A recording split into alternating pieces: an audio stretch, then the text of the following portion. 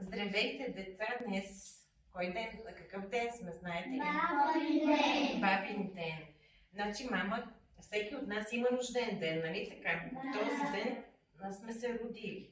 Преди това сме били в утробата на мама и когато мама е започнала да ни ражда, имало е близо до нея жена, която да й помогне. Тя се нарича акушерка, а сега и лекар. Помага да се родим ние. Аз и всеки един от нас.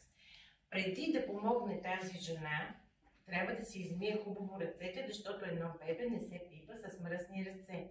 И сега кой ще ми полее да си измия с ръцете преди да изкъпа бебето? Жу. Добре. Ето, Жуша. О, топло ми е приготвила вода. И сега аз ще ми поливаш. Можеш ли? Имаш ли сила поливи? Както се плъзга този съпус, така се плъзга децата да се раждат. Колкото пръскам толкова деца да се раждат в града и в тази градина да дойдат. Сега съм си измила ръцете, те са чисти, ще си ги посуша и взимам бебето да го изкъпа. Сега ще видим къде е бебето, ще се справим с това бебе. Ето, бебето плаче. Независимо, че плаче, ние трябва да го изкъпим. Кой ще ми полее? Хайде, заповядай. Поливаш. Първо главичката да измиеме. Тук на главичката ще сипаш водичка. То си плаче, трябва да плаче. Поливай смело. И миеме главичката, миеме ръчичките. Още водичка за гребче и за дупе. Който има братче или сестриче, нали, Джулия? Така ли мама къпи бебето? Къпа, кръченците. Само, че тя не реве, вече не реве. Смее се, защото обича. Обръщаме готово. Ето, бебето сме го изкъпили. Сега ще вземеме кавлината кърпа да го посушим. Мокри кърпи, когато пораснат малко повече. Само, че сега го къпем. Не може с мокра кърпа да го къпем. Но няма место, то трябва да си има кът, където да го повием. Къде да го повием? Ето така. И го подсушаваме хубаво навсякъде. Да е чисто и здраво. Нали така? Да. И бебенцата не се пипат с мръсни ръце, не им пипаме ръчичките, полстенцата не ги пипаме. И може да ги мажем с специален лосьон, който мама е избрала. И го мажем и след това с дрежки или пеленки повиваме бебенцето. И то вече е спокойно и не плаче, нали? Да. Преди много години бабите били тези, които помагали при раждането на децата. Те лекували всички болести първите месеци след раждането на детето. Поради тази причина били много уважавани от народа. В чест на всички, които израждат деца, се празнува бабин ден.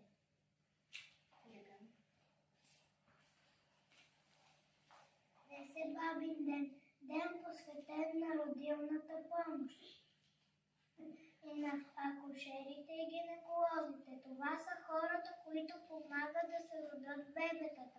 През създаването на празника бабуване ни връща назад в миналото и отправя поглед към бъдещето. Празникът се отбелязва с много смях, веселие и уважение към труда на хората, които се грижат за новия живот. Затова децата от 4-та възрастова група Звънче сме подготвили кратка програма, за да ви благодарим за труда, всеотдайността и грижите, които ежедневно полагате за новия живот и здравето на Майя. С нея искаме да направим денят ви по-усмихнат и весел.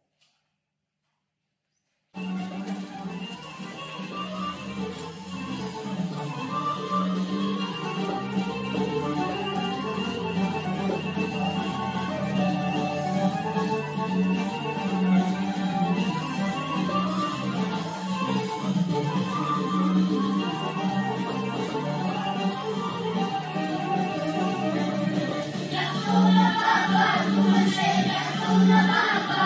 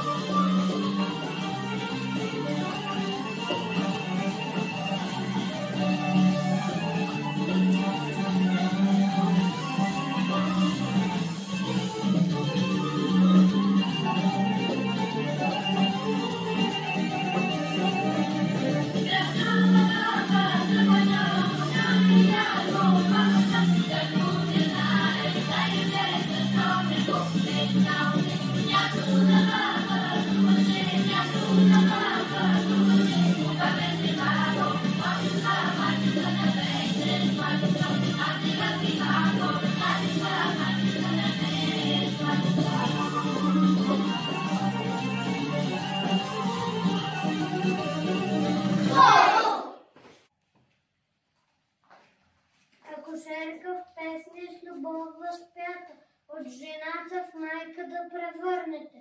Това е ваша мисия на земята, като добри вълшебници, чудото творите и път към светлината на живота вие дарите. Във вашите ръце първа глътка въздух бебета поемат, за да може майка първи плач на рожбата да чуе в заглас и светът да грейне в топъл новоутренен глас. Петличка на вас награда, усмивка през сълзи, когато детеце на този свят се роди, плачът му гордо и възторжено звъни, дете се роди, дете се роди. Чай първия поздрав за новия ден, за майка и бебе е светъл венец. С благословия тиха живот нарежда, за сърце златно на всеки надежда. Благодаря ти, акушерко, за твоята сила, за миговете, които чудото се разкриваш. Ти носиш живот, светлина, топлина, ангел си истински в нощта.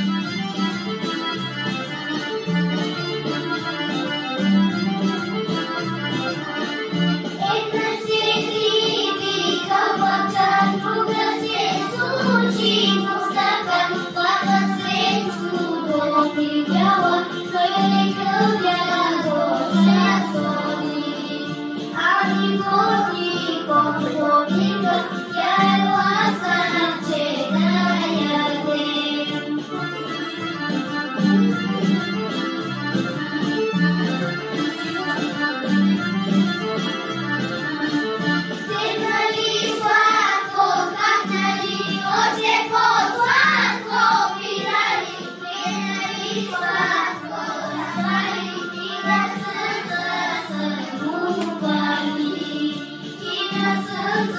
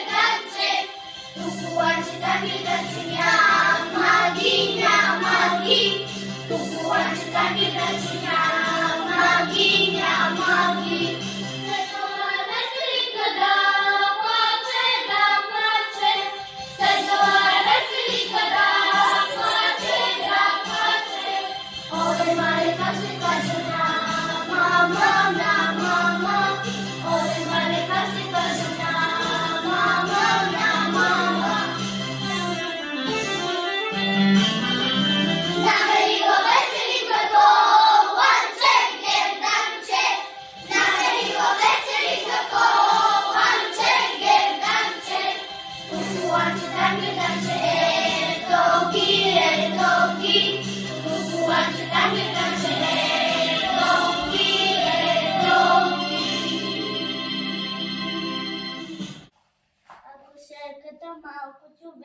държи нов живот в ръцете й, сияе звънци, през нея преминава толкова съдби и никога не се предава, дори и в трудни дни, като добри вълшебници, чудотворите на хората щастие и радост да дарите. Нека детския плач никога не спира, чрез вас акушерите България жива. Мили деца, много ви благодаря за вашия концерт. Бяхте прекрасни. Желая здраве на вас и на вашите семейства. И когато се роди едно бебе, близките, роднините се черпат за здраве и да му е сладър живота. Затова аз съм приготвила по едно бомбонче. Да се потвърдите дали е сладър живота. Ама може би след като обядвате и по едно барни. И този празник да благодарите на вашите майки и на вашите баби, защото полагат много големи грижи за вас.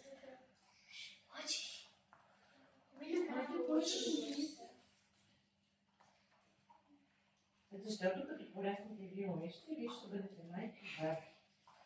О, може ли? Тази костичка е вашата група, така че ще казвате. И след като бяхте по едно барни, да ви сладък ден.